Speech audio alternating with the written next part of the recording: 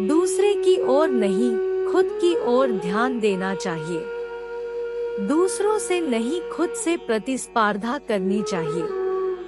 अपनी योग्यता पर भरोसा रखें, यही सुखी जीवन के सूत्र हैं। शिष्य ने संत से कहा कि गुरुजी कृपया दुखों को दूर करने का कोई रास्ता बताएं।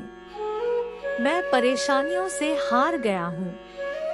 गुरु कहा कि पहले सबसे सुखी व्यक्ति के घर से एक मुट्ठी अनाज लेकर आओ, फिर मैं रास्ता बताता हूँ।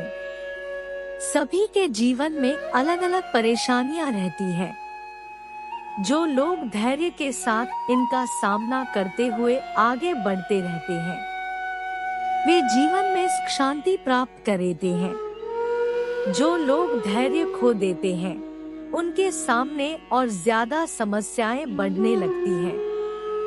एक लोक कथा के अनुसार पुराने समय में एक शिष्य परेशानियों की वजह से बहुत निराश हो गया था। उसने अपने गुरु से कहा कि कृपया मुझे दुखों को दूर करने का कोई उपाय बताएं। संत बहुत ही विद्वान थे। वे अपने शिष्य को अच्छी तरह जानते थे। उन्होंने कहा कि मैं तुम्हें उपाय तो बता दूंगा, लेकिन पहले गांव में जो सबसे सुखी व्यक्ति हो, उसके घर से मुट्ठी भर अनाज लेकर आओ। शिष्य गुरु की आज्ञा पाकर गांव में सबसे सुखी व्यक्ति खोजने निकल पड़ा। उसे एक व्यक्ति दिखाई दिया जो अपने घर के बाहर शांति से बैठा हुआ था। शिष्य ने सोचा कि ये सबसे सुखी होगा, इसीलिए आराम से बैठा है। शिष्य ने उस आदमी को अपने गुरु की आज्ञा बताई और कहा कि आप मुझे गांव में सबसे ज्यादा सुखी व्यक्ति लग रहे हैं। कृपया मुझे अपने घर से मुट्ठी भर अनाज दे दे। ये सुनकर वह व्यक्ति क्रोधित हो गया। उसने कहा कि आज सुबह सुबह ही मेरा पत्नी के साथ झगड़ा हो गया है। पत्नी की वजह से रोज नई नई समस्याएं सामने आ जाती है। वह मेरी कोई बात नहीं मानती, हर काम अपनी मर्जी से करती है। समझ नहीं आ रहा है उसे कैसे ठीक करूं। शिष्य वहां से आगे निकल गया। कुछ देर बाद उसे फिर एक व्यक्ति दिखाई दिया। शिष्य ने उसे अपने गुरु की आज्ञा बताई। उस व्यक्ति ने कहा कि भाई मेरा पड़ोसी बहुत धनवान है, उसके पास सभी चीजें हैं, मेरे पास तो कुछ नहीं है। मैं तो बहुत गरीब हूँ। पूरे गांव में घूमने के बाद भी शिष्य को कोई सबसे सुखी इंसान नहीं मिला। वह गुरु के पास लौट आया। गुरु को पूरी बात बता दी। गुरु ने कहा कि सभी लोग खुद से ज्यादा दूसरों की वजह से दुखी हैं। लोग खुद पर ध्यान नहीं देते हैं, यही दुखों का मूल कारण है। अगर हम सुखी रहना चाहते हैं तो हमें दूसरों पर नहीं, खुद पर ध्यान देना चाहिए। अपनी बुराइयों को दूर करें। कभी भी किसी दूसरे व्यक्ति से प्रतिस्पर्धा न करें।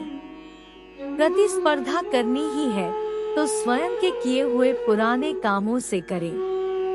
कभी भी दूसरों पर भरोसा रखकर कोई काम न करें। अपनी योग्यता पर भरोसा रखें और उसी के अनुसार काम करें। यही सुखी रहने का सूत्र है। व्यक्ति जब तक सिर्फ खुद के बारे में सोचेगा तब तक ध्यान नहीं कर सकता है। व्यक्ति जब तक सिर्फ खुद के बारे में सोचेगा तब तक ध्यान नहीं कर सकता है। जीवन मंत्र डेस्क। एक लोक कथा के अनुसार पुराने समय में एक धनी व्यक्ति रोज ध्यान करने की कोशिश करता था, लेकिन वह ध्यान नहीं कर पा रहा था। एक दिन वह अपने क्षेत्र के विद्वान संत के पास पहुंचा। धनी व्यक्ति ने संत से कहा कि महाराज, मेरे पास सुख सुविधा की कोई कमी नहीं है। घर परिवार में भी सब अच्छा चल रहा है। मैं रोज ध्यान करता हूँ, लेकिन मुझे इसमें सफलता नहीं मिल पा रही है। लगातार मानसिक तनाव बना रहता है। कृपया कोई उपाय बताएं। संत ने उसकी बात ध्यान से सुनी और कहा कि तुम मेरे साथ चलो।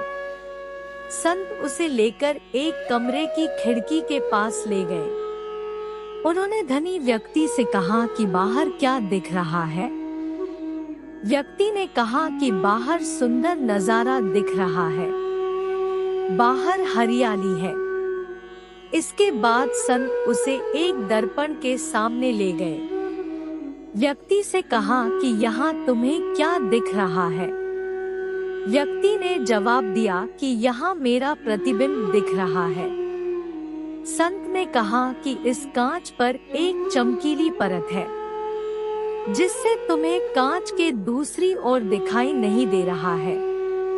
ठीक इसी तरह तुम्हारे मन की दीवारों पर भी बुरे विचारों और स्वार्थ की चमकीली परत चढ़ी हुई है, जिससे तुम सिर्फ खुद को ही देख पा रहे हो, खुद के बारे में ही सोचते हो। जब तक तुम्हारे मन से ये बुरे विचार दूर नहीं होंगे, तब तक तुम ध्यान नहीं कर सकते हो। इस छोटी सी कथा की सीख यह है कि जब तक हमारे मन में बुराइयां हैं, जब तक हम खुद के बारे में सोचते रहेंगे, तब तक मन शांत नहीं हो सकता है। मानसिक तनाव दूर करने के लिए इन बुराइयों से बचना होगा, तभी हम ध्यान कर सकते हैं।